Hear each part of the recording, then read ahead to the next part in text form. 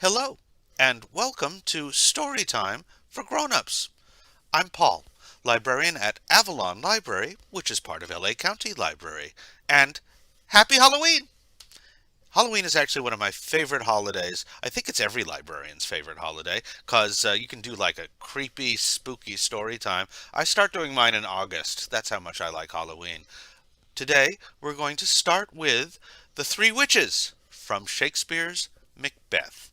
And playing the role of the three witches is my three-headed dragon puppet. When shall we three meet again? In thunder, lightning, or in rain? When the hurly-burly's done, when the battle's lost and won. That will be ere the set of sun. Where the place? Upon the heath, there to meet Macbeth.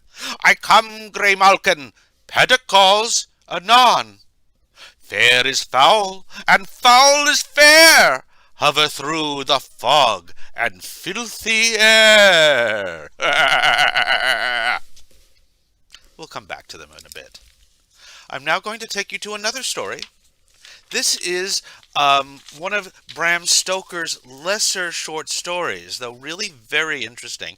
Bram Stoker wrote Dracula, of course, and this is sort of a prequel to Dracula called Dracula's Guest. It concerns Jonathan Harker on his way to Transylvania to meet Dracula, an adventure he has on the way. Here we are. Dracula's Guest. When we started for our drive, the sun was shining brightly on Munich, and the air was full of the joyousness of early summer. Just as we were about to depart, Herr Delbruck, the maitre d' of the Four Seasons where I am staying, came down, bareheaded to the carriage, and after wishing me a pleasant drive, said to the coachman, still holding his hand and the handle on the carriage door, "Remember you are back by nightfall. The sky looks bright, but there is a shiver in the north wind that says there may be a sudden storm. But I am sure you will not be late." Here he smiled. "Tell me," I said as we started out on the road, to the driver. "Tell me about this place and where the road leads."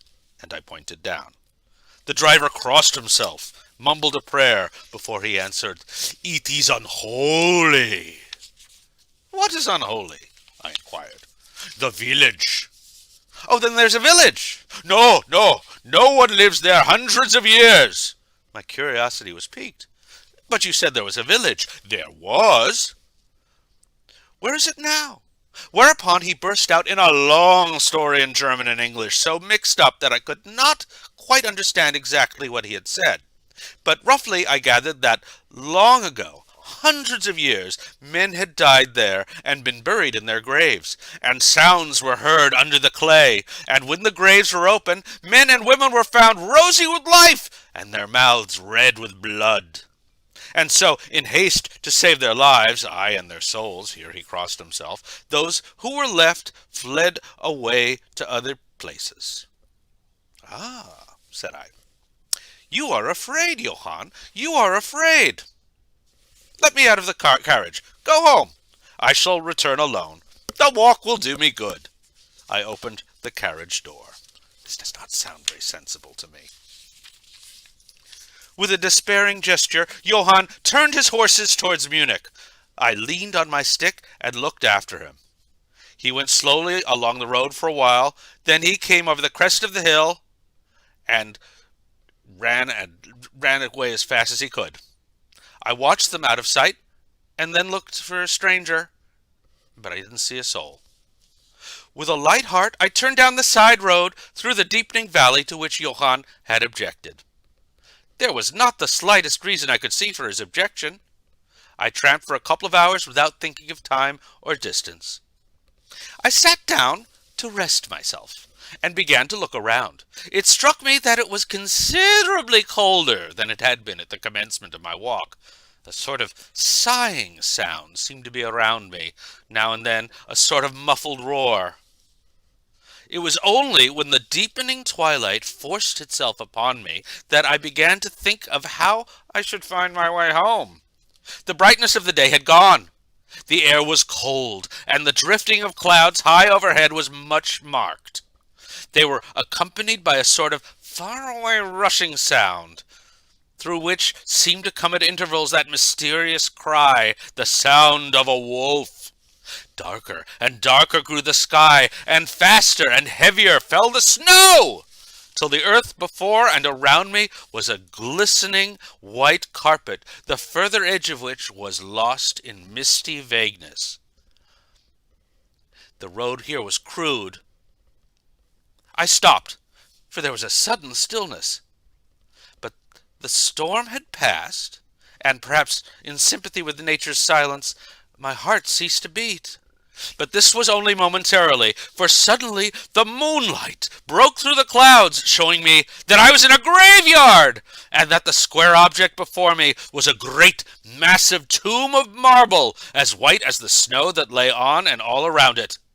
I was awed and shocked, and felt the cold perceptibly grow upon me, till it seemed to grip me by the heart. Then, while the flow of moonlight still fell on the marble tomb, the storm gave evidence of renewing, as though it was returning on its track. I approached the sepulchre to see what it was, and why such a thing stood alone in the middle of nowhere. I walked around it, and read over the Doric door, in German, Countess Dolingen of Graz, in Styria, sought and found death. 1801. On the top of the tomb, seemingly driven through the solid marble, for the structure was composed of a few vast blocks of stone, was a great iron spike or stake. On the back I saw graven in great Russian letters, "The dead travel fast." And now a perfect tornado burst upon me. The ground shook as though thousands of horses thundered across it. The only spot that seemed to afford refuge was the deep doorway of the marble tomb. There, crouching against the bronze door, I gained a certain amount of protection from the beating of the hailstones. As I leaned against the door, it moved slightly and opened inwards.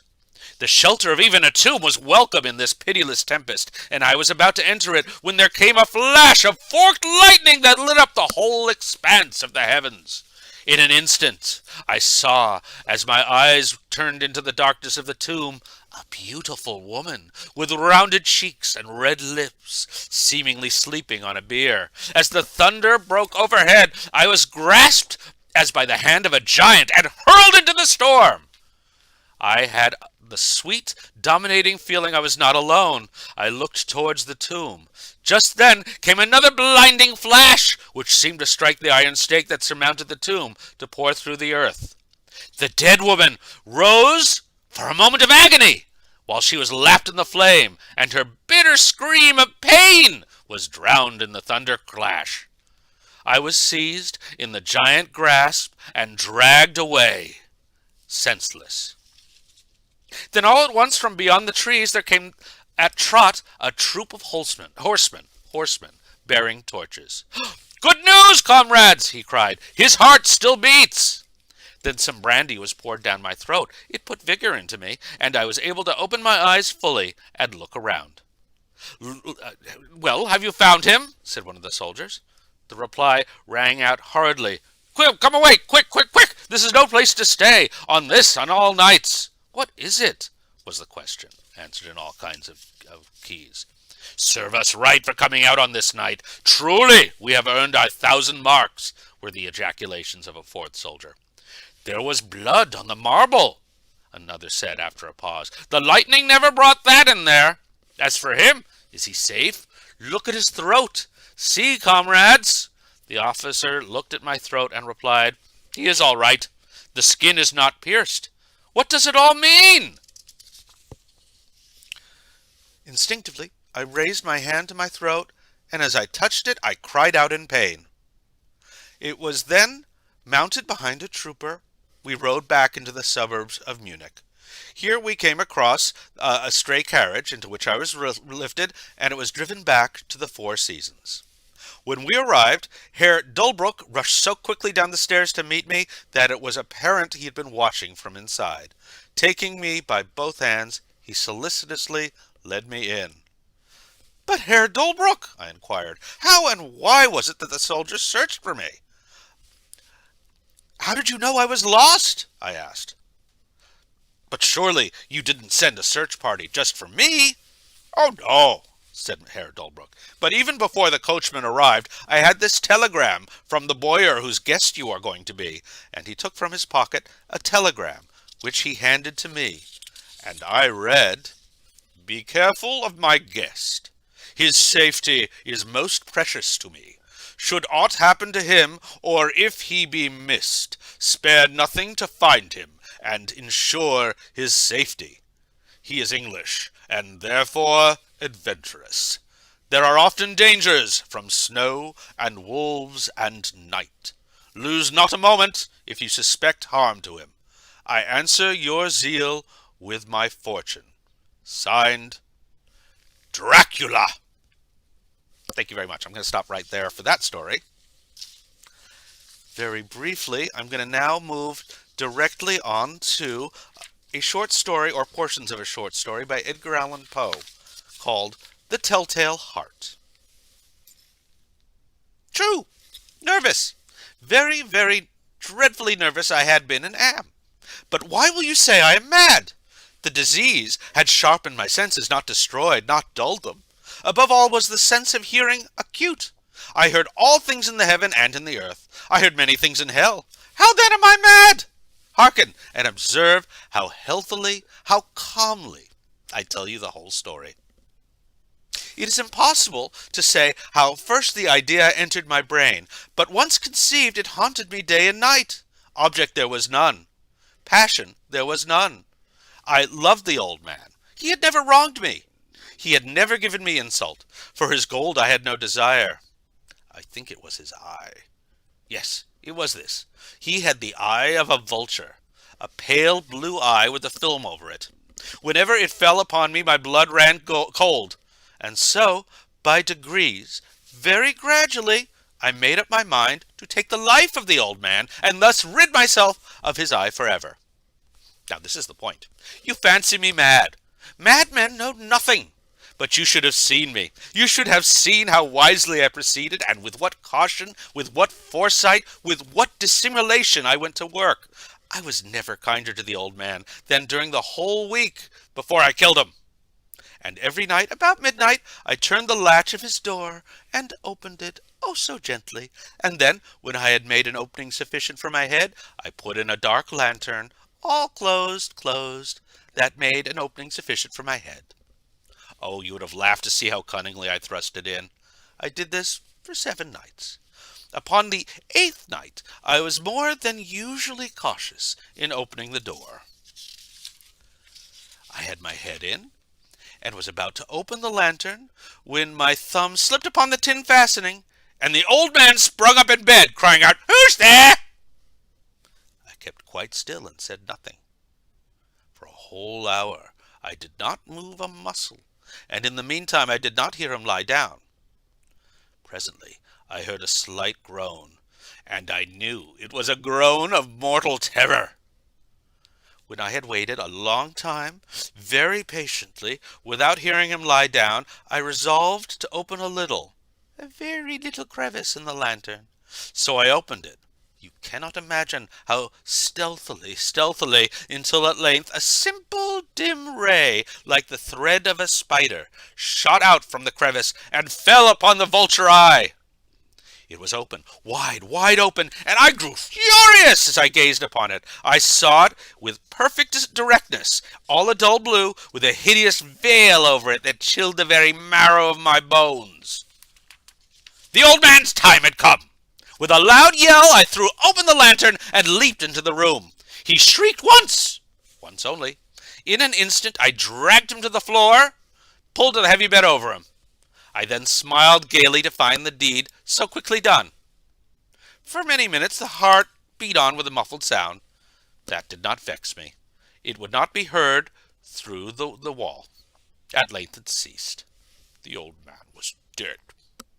If you still think me mad, you will think no longer when I describe the wise precautions I took for the concealment of the body. The night waned, but I worked hastily and in silence. I took up 3 planks from the flooring of the chamber and deposited all of them between the scantlings. I then replaced the board so cleverly, so cunningly, that no human mind, not even his, could have detected a thing wrong. When I made an end to these labors, it was 4 o'clock, still dark as midnight. As the bell sounded the hour, there came a knocking at the street door. I went down to open it with a light heart, for what have I to fear? There entered 3 men, who introduced themselves with perfect suavity as officers of the police. A shriek had been heard by a neighbor during the night. Suspicion of foul play had been aroused. I smiled, for what had I to fear? I bade the gentleman welcome. The shriek, I said, was my own dream. The officers were satisfied. My manner had convinced them. I was singularly at ease. They sat while I answered cheerfully. They chatted of familiar things. But ere long I felt myself getting pale and wished them gone. My head ached. I fancied a ringing in my ears. No doubt I now grew very pale. Yet the sound increased, and what could I do? It was a low, quick sound, much as the sound a watch makes when enveloped in cotton. I gasped for breath, yet the officers heard it not. I talked more quickly, more vehemently, but the noise steadily increased. Would they not be gone? I paced the floor to and fro with heavy strides, as if excited to fury by the observations of the men, but the noise steadily increased. And still the men chatted pleasantly and smiled. Was it possible they heard not? Almighty God, no! They heard, they suspected, they knew. They were making a mockery of my horror. And this I thought, and this I think. Anything was more tolerable than this derision. I could bear those hypocritical smiles no longer. I felt I must scream or die. And now again, hark! Louder! Louder! Louder! Villains! I shriek. Dissemble no more. I admit the deed. Tear up the planks, and hear! It is the beating of his hideous heart. Thank you. And that, my friends, is Halloween story time for grown-ups. I hope you have a good day. Good night.